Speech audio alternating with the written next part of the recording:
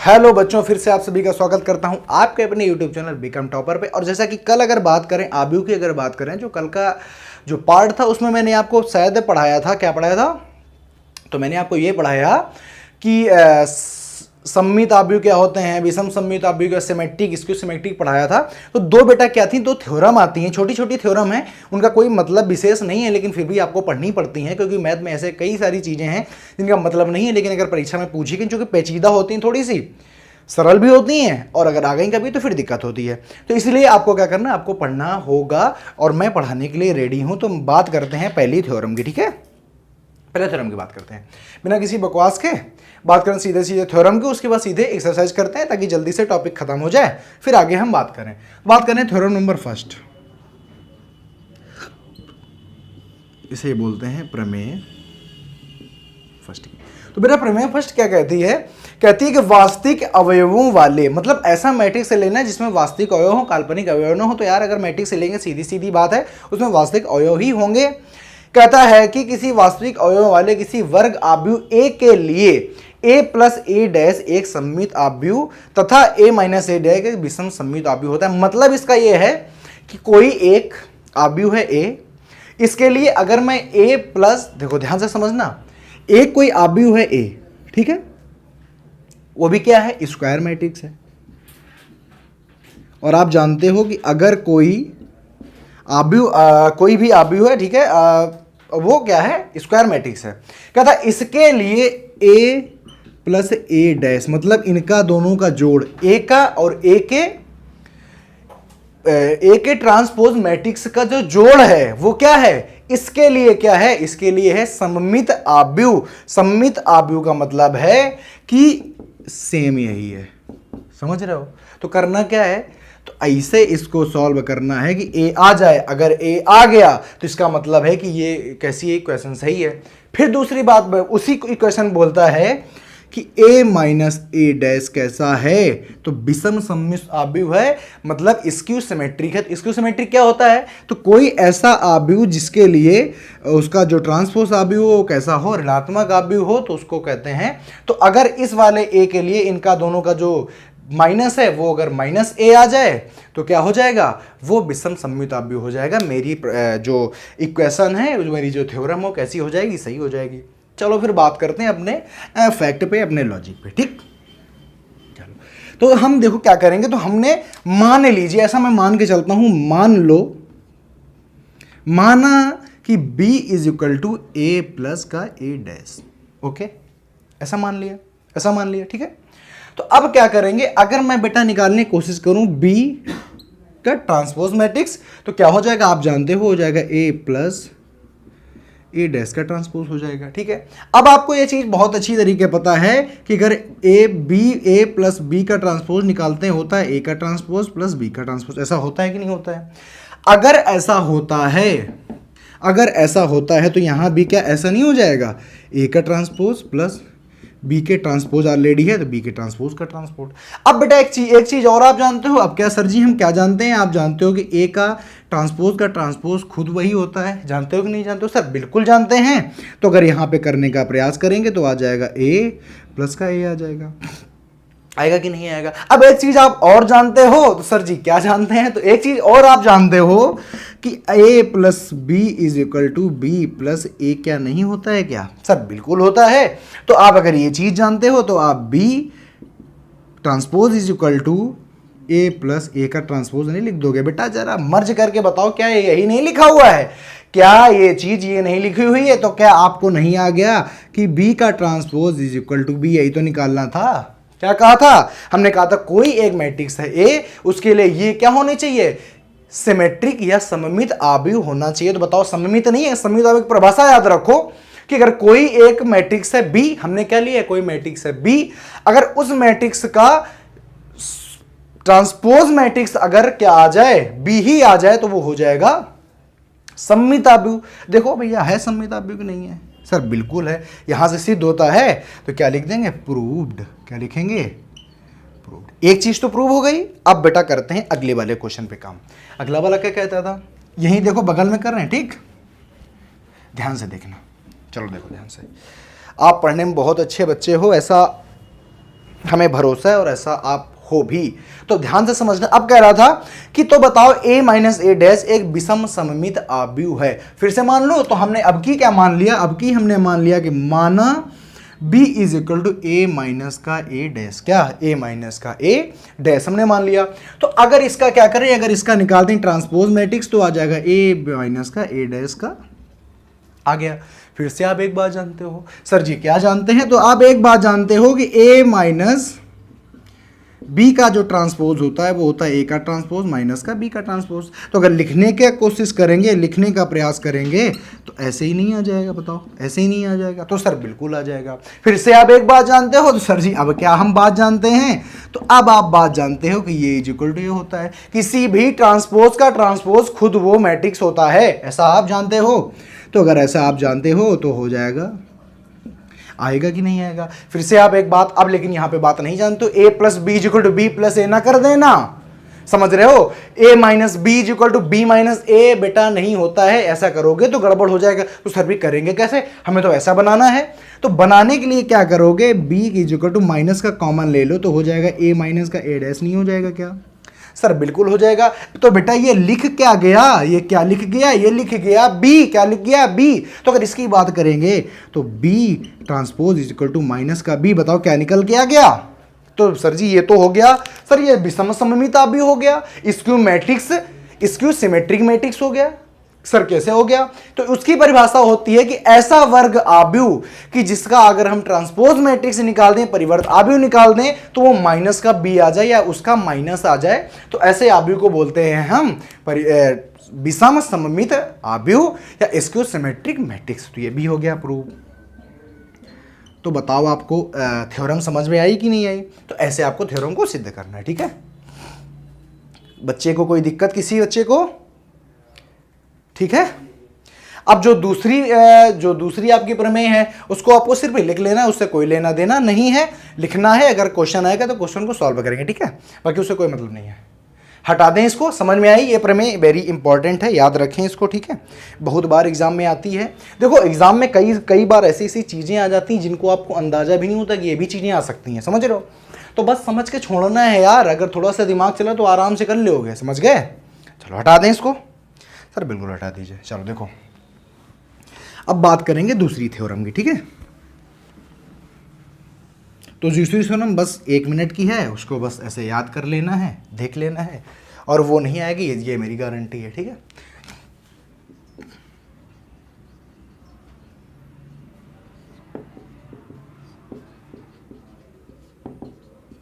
बेटा प्रमेय नंबर 2 क्या है, प्रमेय नंबर 2 कहते हैं किसी भी वर्ग आव्यूह को एक सममित तथा एक विषम सममित के योगफल के रूप में व्यक्त करना कैसे किया जा सकता है। ऐसे किया जा सकता है, ऐसे लिख दो 1/a, आप जानते हो a प्लस ए का मैट्रिक्स प्लस 1/2 ये माइनस ए का ट्रांसपोज। अब अगर करने की कोशिश करो, किसे करोगे, देखो इसका अगर हम कर दें क्या, तो इसका अंदर कर दो मल्टीप्लाई, ऐसे प्लस का हो गया।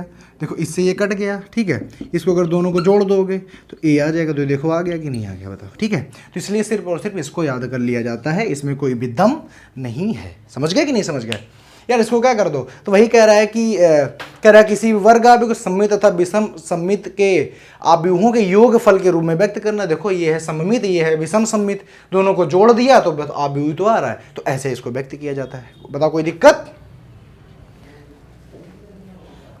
नहीं है ना। आगे चलें, तो जी सर आगे चलो, चलो चलते हैं आगे।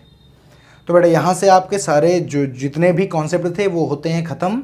अब हम चलते हैं आपकी प्रश्नावली नंबर 3.3 पे, ठीक। चलें, हटा दें इसको, सर हटा दो। बड़े प्रेम से देखेंगे, बड़े प्रेम व्यवहार से पढ़ेंगे, और बेहद सिंपल है। सिंपल क्यों है, क्योंकि आपने कॉन्सेप्ट सीखे हैं, ठीक है। अगर आपने प्रॉपर्टीज सीखी हैं, कॉन्सेप्ट सीखे हैं, परिवर्त आव्यूह अगर आपने सही से गुणधर्म सीखे हैं तो बहुत सरील है, अदरवाइज कर नहीं पाएंगे, ये मेरी गारंटी है। समझ रहे हो, समझ रहे हो, मतलब कमज़ोर नहीं है आप लोग, लेकिन फिर भी ध्यान से, ठीक है। चलो बात करते हैं आगे की। तो बात करते हैं बेटा प्रश्नावली 3.3, ओके। चलो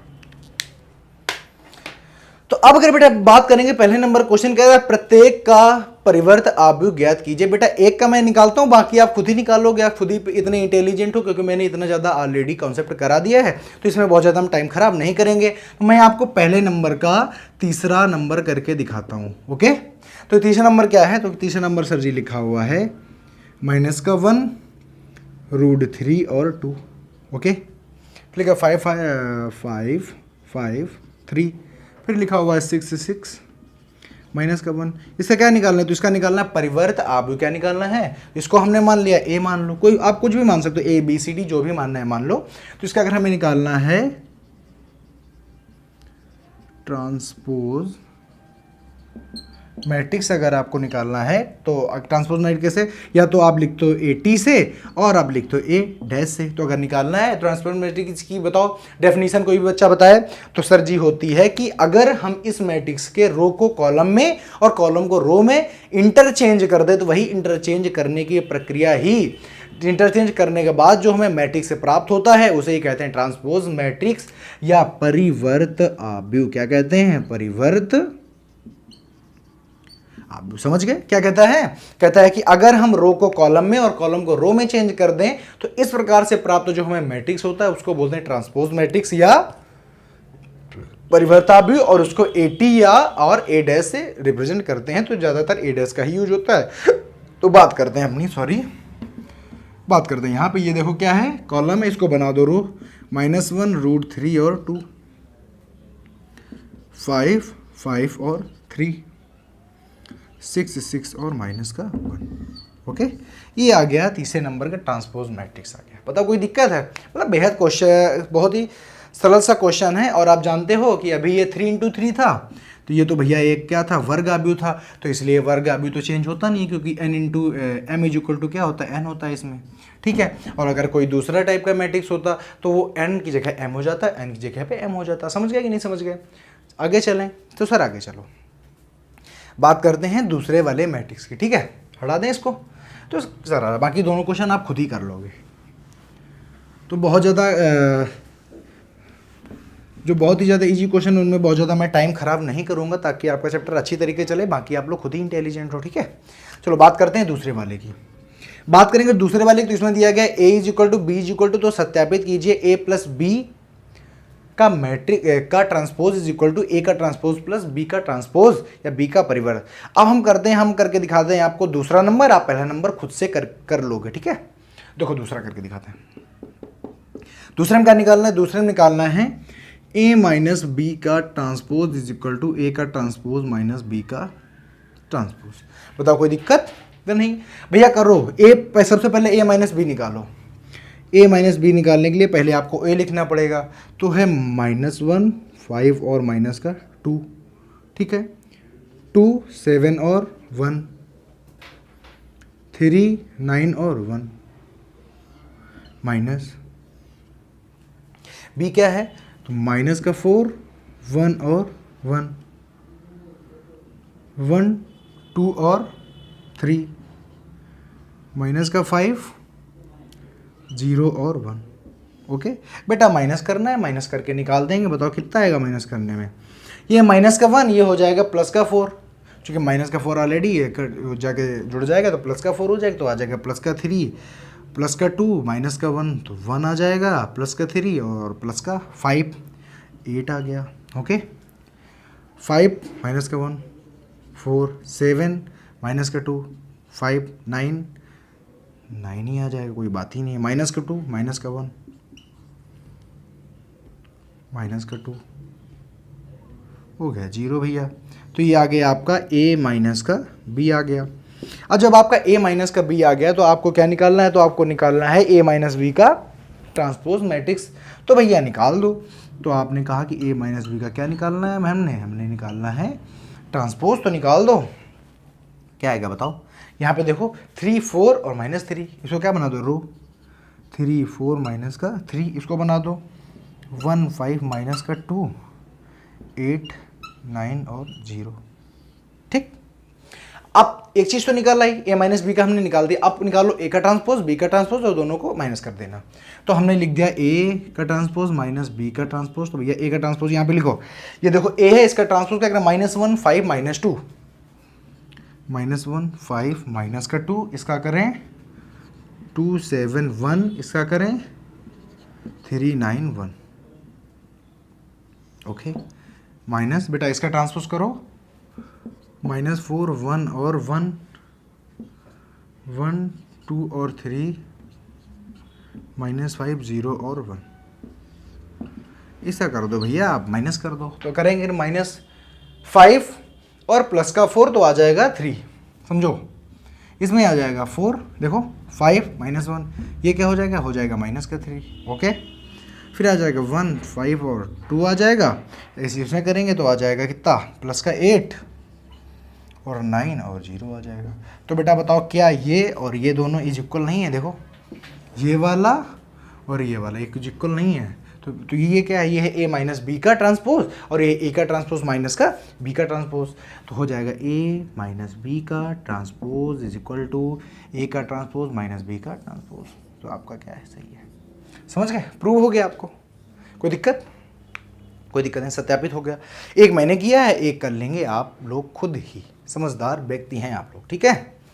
हटा दें सर, हटा दो, चलो।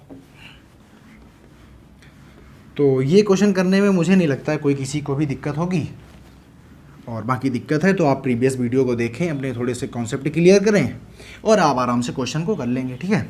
और अगर आपने कॉन्सेप्ट ही नहीं क्लियर किया है तो आप जाने, आपका काम जाने, मैंने अपना काम तो ईमानदारी से किया है, आप लोग नहीं पढ़ रहे हैं, ये आपकी जिम्मेदारी है, ठीक है।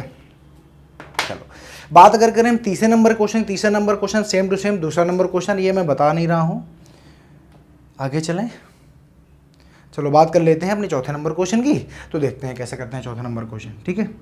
चौथा नंबर क्वेश्चन में दिया गया है, ए दिया गया है, बी दिया गया है, निकालना क्या है, तो निकालना है a प्लस 2b का ट्रांसपोज और फिर होल ट्रांसपोज, सॉरी 2b है ओनली, और फिर उसका होल ट्रांसपोज। पहले करेंगे a, आपको पता है, b आपको पता होगा, और 2b आप निकालेंगे तो क्या रखेंगे a। तो सबसे पहले हम क्या निकालेंगे, सबसे पहले हम निकालेंगे a इंटू 2b। भैया a कितना है निकालो, तो a है आपका -2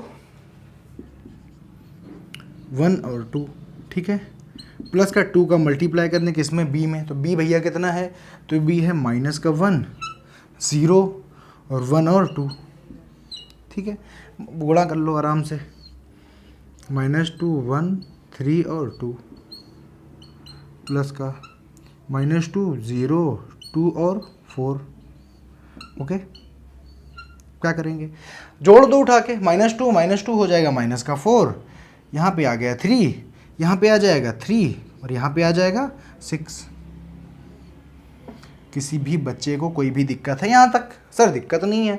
जब आपका a प्लस 2b आ गया तो अब इसका मैट्रिक्स नहीं निकाल, सॉरी अब इसका आप ट्रांसपोज नहीं निकाल सकते हो, तो लिख दो आके कि करना क्या है, a प्लस 2b का ट्रांसपोज निकालना है। ट्रांसपोज कैसे निकालोगे, ये आपको क्या दिया गया है, ये आपको दिया गया है a प्लस का 2b, इसका कर दो ट्रांसपोज तो आ जाएगा माइनस का 4 और 3 और 3 और 6।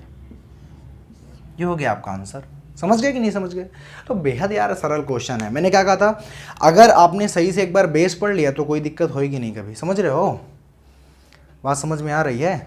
ठीक है, हटा दें इसको, बताओ हटा दिया जाए तो जी सर हटा दो। चलो अगला करते हैं।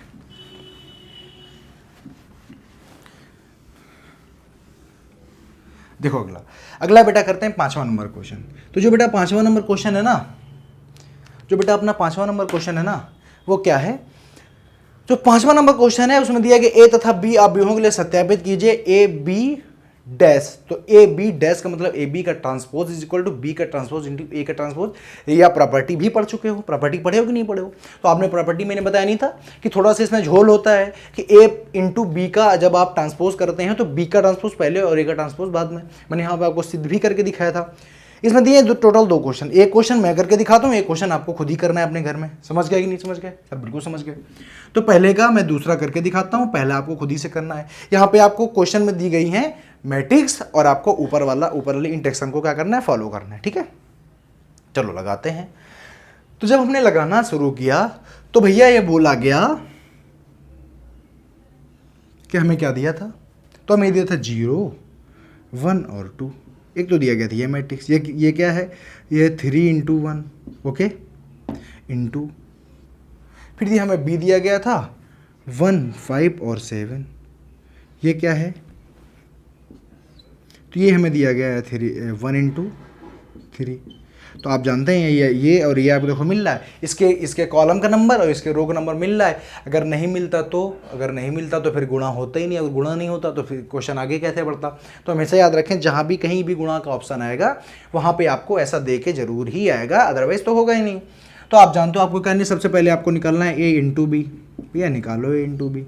इसका क्या करो, ये है, अब देखो यहाँ पे क्या बनेगा, ये बनेगा 3 इंटू 3 का, तो क्या करोगे, सबसे पहले इसका इसके साथ, फिर इसका इसके साथ, फिर इसका इसके साथ करो भैया, तो आ जाएगा 0 0 0। ओके, फिर इसका इसके साथ तो 1, 5 और 7, फिर इसका इसके साथ तो 2, 10 और 14। एक झटके में ये आपका आ गया। ठीक, अगर इसका बेटा कर दोगे ट्रांसपोज तो क्या आ जाएगा, तो आ जाएगा 0 0 0 1 5 7 2 10 और 14। आ गया कि नहीं आ गया, तो सर बिल्कुल आ गया। ठीक है, अच्छा अब बात करते हैं आगे की। तो आपको ए और बी का ट्रांसपोज आ गया। अब क्या होता था, तो निकालना क्या है, तो निकालना है ए इंटू बी का transpose is equal to B का ट्रांसपोज इंटू ए का ट्रांसपोज। तो बेटा बी का ट्रांसपोज करो, बी क्या है ये, तो ये क्या है, रो है, तो इसको बना दो कॉलम। तो अगर बी का आपने ट्रांसपोज करने की कोशिश की तो यहीं पे सीधे करते हैं और सीधे क्या करते हैं, मल्टीप्लाई कराते हैं यहीं पे। ठीक है, बी का ट्रांसपोज करो तो 1 5 7 हो जाएगा, ये हो गया 1 5 और 7 हो गया। और अगर ए का ट्रांसपोज किया तो ये हो गया 0 1 2 हो गया, 0 1 2 हो गया। अब आपको करना है, आप जानते हैं यहाँ पे क्या है, यहाँ पे 3 इंटू 1 और यहाँ पर 1 इंटू 3, तो मतलब मल्टीप्लाई होएगा, मल्टीप्लाई हो जाएगा। जब मल्टीप्लाई हो जाएगा तो करने की कोशिश करते हैं, क्या 0 0 0। ओके, पहले इसका किया, फिर इसका किया और फिर इसका किया। यार गड़बड़ नहीं हो रहा है,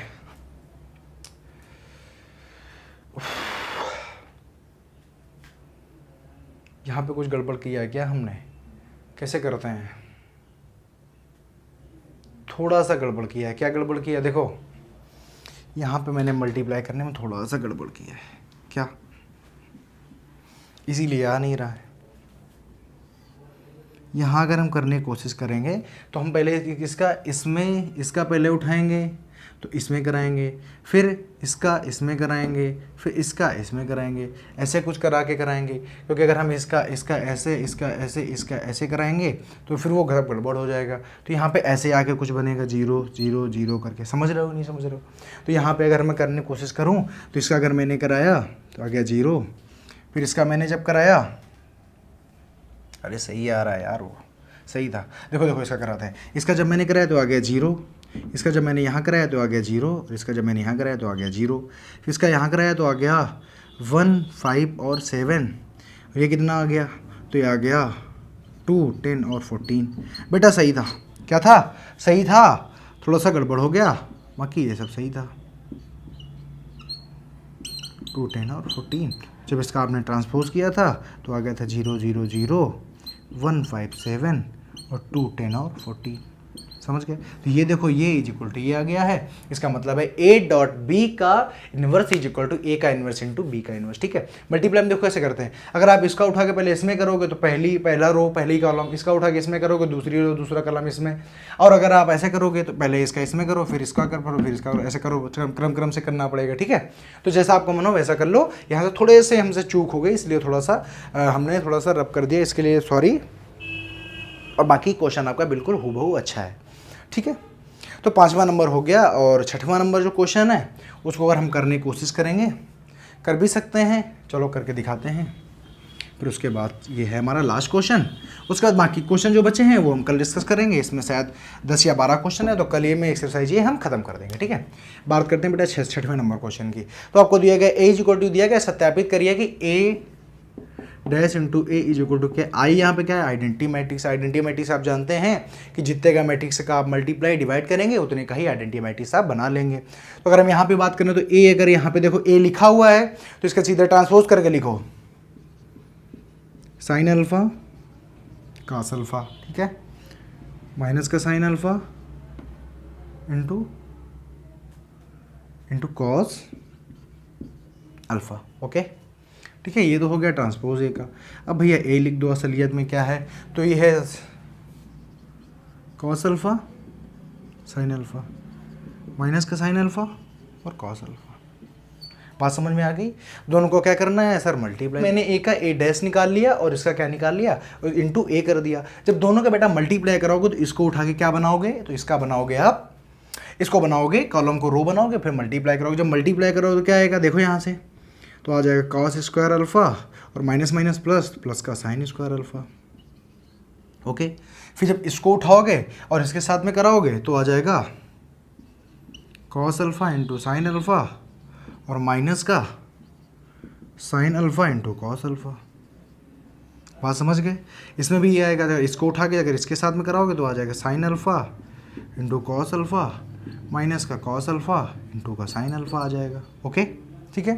फिर अगर आगे करने की कोशिश करोगे तो आ जाएगा sine square alpha plus cos square alpha.